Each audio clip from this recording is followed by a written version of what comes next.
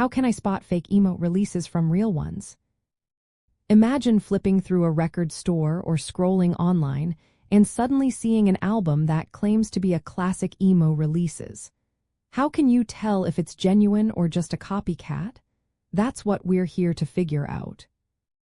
First, look at where the band comes from. Authentic emo bands often have roots in the hardcore punk or post-hardcore scenes. Think about bands from the Washington, D.C. area in the late 1980s or the Midwest in the 1990s. If a band's origins seem vague or they're linked to mainstream pop punk without any hardcore influence, it could be a fake. Next, listen closely to the music.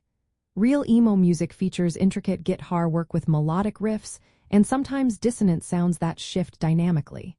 The vocals are usually raw and heartfelt, showing genuine emotion. Fake emo releases might sound more like generic pop punk or indie rock, with simple melodies and less emotional depth. Check the lyrics too. Authentic emo lyrics tend to be poetic, introspective, and explore personal struggles, mental health, or relationships with metaphor and nuance. Fake releases often use cliches or surface-level emotional expressions that lack sincerity. Look at how the music is released.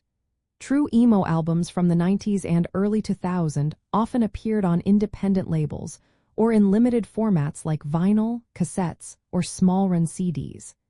If you see a mass-produced album from a major label that seems to target the trend, it might be a fake trying to cash in on the genre's popularity. Research what fans and critics say about the album. Genuine emo releases tend to be respected and remembered for their influence. If a release is dismissed or ignored by the community, it could be a sign it's not authentic. Be cautious about genre labels.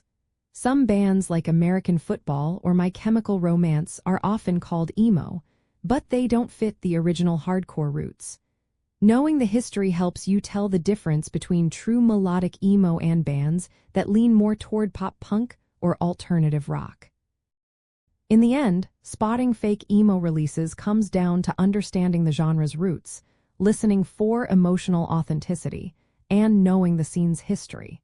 When you do, you help keep the true spirit of melodic emo alive and respect the bands that shaped it.